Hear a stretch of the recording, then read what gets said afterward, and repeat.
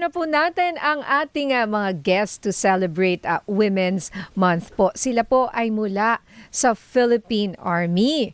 Naku, I'm very happy to introduce our guest. Kasama po natin sa studio si Lieutenant Colonel Diodelin Blas or Lieutenant Lynn. Good morning po sa inyo. Good morning po sa ating mga taga-subaybay, ma'am. Good morning po sa inyo, ma'am. At Nako, sir. hindi lang Lieutenant. Commander Lynn. Yeah, siya ang totoong commander. Hindi yung mga Lieutenant asawa Colonel. na commander. Ha? Commander. Battalion Commander ng 11th Civil Military Operations, 11 CMO Battalion po ng Philippine Army. At kasama rin po niya si First Lieutenant Geraldine Gamo. Lieutenant din. Siya po ang company commander ng 1st Civil Military Operations, 1 CMO naman. Okay, company. Under the 11th Civil Military Operations ng Philippine Army. Ayan po, welcome Lieutenant Lynn and Lieutenant Din. Morning po. Good morning. Okay. Okay. Maaari po ba ninyo munang ibahagi sa amin kung ang inyong personal na kwento bago po kayo naging sundalo ng Philippine Army? Okay, Ma'am Lynn, you can start. Ako po, nung civilian po ako, laki po kasi ako sa probinsya, so parang napaka-laid back yung buhay doon sa province.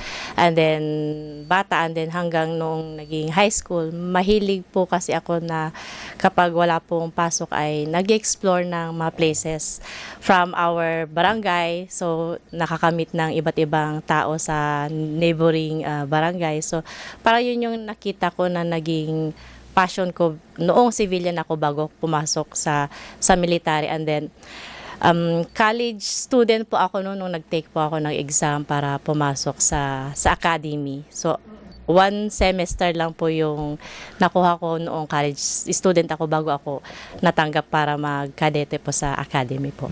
Galing naman. Ma'am, how about you, Ma'am Din? Magandang umaga po, Ma'am Ninya and Sir Migs.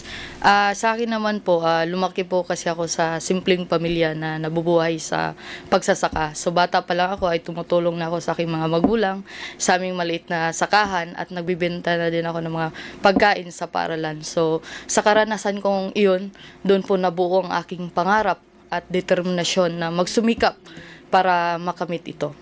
So, Ma'am Lynn, sa inyo po ba? Saan po kayo? Saan po ang inyong probinsya? Pangasinan po. Pangasinan po. So, syempre po yung mga inspirasyon po ninyo para po sumali po, syempre para magserbisyo, is ano po yung naging inspirasyon ninyo? Meron po bang mga pumigil o baka meron ba para, teka, nakakatakot, baka naman mamaya panglalaki ito, pero hindi po naging hadlang ang pagiging babae para po sumali sa army? Actually, yung course na tinitake ko, teacher din po eh. But then, nung navivisualize ko na parang doon lang po ako sa place na yon, sabi ko, mas gusto ko kasi na nag-explore sa different places. And then, namimit yung iba't ibang tao at the same time, may mga bagong kultura akong nai-experience with that kind of exploring places.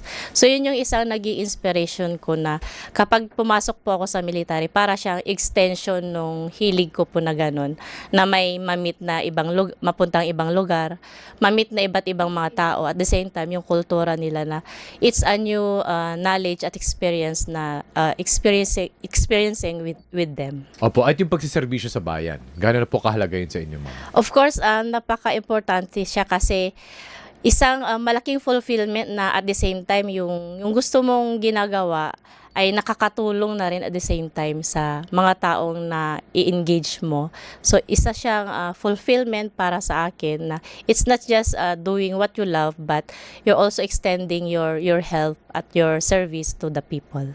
Ayan. So, okay, break muna tayo ng konti dahil kailangan nating tumanggap ng flash report mula po sa MWSS. Hatid po ni Radyo Patrol Zeus Legaspi. Zeus. DZMM Radyo Patrol Flash Report! Ninya, inanunsyo ng Metropolitan Waterworks and Sewage System o MWSS na simula April 1, 2026, tataas ang bill ng tubig ng mga residential customer ng Maynilad at Manila Water matapos aprubahan ng MWSS Regulatory Office ang adjustment ng mga water concessionaire sa pagbaba ng halaga ng piso kontra dolyar noong Disyembre 2025.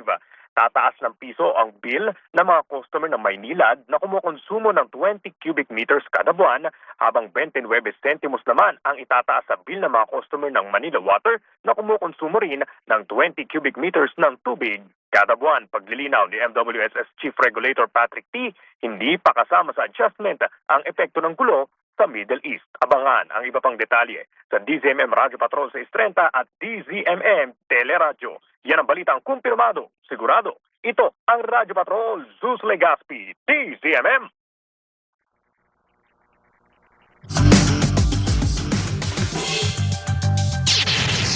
DZMM Radyo Patrol Flash Report. Balik po tayo sa ating mga special guests, si Lieutenant Din at si Lieutenant Lynn. Okay, sabi dito, Lieutenant Din, ay ilang beses ka raw nakaranas ng pagtanggi sa pagpasok ng Philippine Army. Ngunit hindi raw kayo sumuko. Ano po ang nangyari sa inyo doon? Sa akin naman po, hindi naman po siya pagtanggi po. Nung unang apply ko lang po, ma'am, is yun nga, bago ka pumasok sa OCS, Officer Candidate School, meron siyang 3 exams. So, yung unang exams yung napasa ko, yung pangalawa is hindi na po ako pinalad. So, sumubok po ako sa PNP. However, nag-underheight din po ako, ma'am. Sumubok din po ako sa BFP. Pero hindi din ako pumalad na makapasok po sa finalist. Pero hindi po ako sumuko. So, ginawa ko po itong inspirasyon para magpatuloy upang makamit ko ang aking inaasam-asam na pangarap. Bakit po ma'am, para sa inyo, hindi ako susuko, talagang gagawin ko ang lahat. Ano po yung, saan po nanggaling yun ma'am? Kasi yun nga, sa karanasan ko din na lumaki po ako sa hindi mayaman na pamilya, kaya nagsumikap ako para matupad ko ang aking pangarap, makapagserbisyo sa ating bayan, at at the same time, makatulong na din sa aking pamilya. So, yun po yung naging inspiration ko, sir. Tsaka ito pa po, tungkol ito sa inyo, no, na nung nag-graduate kayo ng college, ay nag-work pa kayo as a teacher in a private school. Yes po, ma'am. Kasi, nung 2015, nung gumraduate ako, sinubukan kong mag-apply sa DepEd. So, one of the requirements is magturo muna para magkaroon ng experience. Kasi ito yung isa sa basis nila na titingnan para tanggapin sa DepEd po. Opo. Para po kay Ma'am Lynn, sabi niyo po sa amin na ang inyo pong kumbaga talagang main focus is yung mga community support programs. Ano po yung mga pinagmamalaki po ninyong tagumpay dito po sa Philippine Army? Sa ngayon po bilang commander po ng 11 CMO Battalion, napakalaking fulfillment po sa amin ng mga kasundalohan na ma-engage namin ng malapitan ang mga communities. At isa sa mga priority natin dito ay mapag-alaman natin kung ano yung mga basic social issues po na sa tingin namin with the Armed Forces or sa CMO ay pwede nating agarang mabigyan ng solusyon yung kanilang mga concern or pressing issues at sa katuwang natin yung iba't ibang stakeholders at saka national agencies po, or lokal na pamahalaan. So ano po ma'am yung mga sa pag-iikot po ninyo, sa pag-explore po ninyo sa mga especially sa mga far-flung areas, ano po yung mga siguro mga pangangailangan na natugunan po ninyo? Within Metro Manila po or National Capital Region, yung mga pangunahing nagiging concern po ay livelihood. At then dahil meron po tayong mga kababayan na nasa area po na tinatawag nating informal settlers, so meron dyan po yung concern ng pabahay. So yun po yung mga karaniwang pressing issues na na-encounter natin. And at the same time, meron naman po tayong mga katuwang na local agencies at ng local government units na pwede nating ilapit sa kanila para agaran nating mabigyan ng solusyon yung kanilang mga concerns. Ayan, at ito pa nga dahil tamang-tama sa Women's Month na kayo po, Commander Lynn, isinusulong ninyo ang inclusive leadership. Kabilang po dito yung pagtatalaga ng all-female company commanders upang ipakita po na may puwang ang kababaihan sa lahat ng antas ng pamumuno. So ilan po kayong company commanders at kumusta po ang inyong anong tawag sa inyo? Meron kayong organisasyon or grupo? Sa aming batalyon po, meron po tayong tinatawag na line companies. So sila po yung mga parang workhorse po natin na nagsasagawa ng mission ng batalyon. So yung 3 line companies po natin ngayon ay lahat po sila ay mga babae po, yung tinalaga natin na mga commander ng companies. At the same time sa headquarters po, meron po tayong tinatawag na headquarters company at female din po yung ating nakatalagang commander sa batalyon. At ngayon po nga Women's Month, ano po ang mensahe ninyong dalawa sa lahat ng mga kababaihan na nakikinig sa atin ngayon, yung mga na-inspire po sa kwento ninyo at baka naman meron din na may pangarap na sundan din ang inyong mga yapak pero minsan nawawalan ng pag-asa. Unahin po natin si Lieutenant Din. Yes po. Sa mga kababaihan po at sa mga kabataang kababaihan na nangarap maging sundalo o maging miyembro ng Philippine Army, hindi po hadlang ang inyong kasarian para makamit ang inyong pangarap. Kasi dito sa Philippine Army, isa ito sa organisasyon na binibigyan at nakikita yung kahalagahan ng kakayahan ng mga kababaihan at dito pantay ang pagrespeto at opportunities na binibigay bawat isa sa mga sundalo po.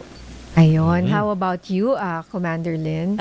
Tayo po sa 11 CMO Battalion, kaisa po natin na ang buong Pilipinas at ang buong mundo sa pagsusulong at pagkilala sa kahalagahan ng papel ng babae. Hindi lamang sa pamilya, sa lipunan, maging sa iba't ibang larangan or profession na pwede nilang pasukin, di ba? Kumbaga, it's only a matter of do you have what it takes to do the job at the commitment at saka yung willingness. Kumbaga, yung gender, it's only a gender, but it should not be a hindrance for us to aim big and to do big. May mga pamilya na po ba kayo? Ako po ay, I have 2 kids na po. Talaga po. Okay. So, mother pa siya, Yes. tapos sundalo. Marami kayong ginagawa sa buhay. Opo. Kayo, ma'am? Magulang. Magulang Yes din. po, Oh. opo. Kapatid. Ayan opo. mabuhay po kayo, Lieutenant Lynn and Lieutenant Din. Sila po si Lieutenant Colonel Lynn Blas and First Lieutenant Din Gamo. Maraming salamat po. Mabuhay po kayo. Maraming salamat po, ma'am. Thank you po. Okay, ma'am. Thank you so much. Thank you po. you for your service.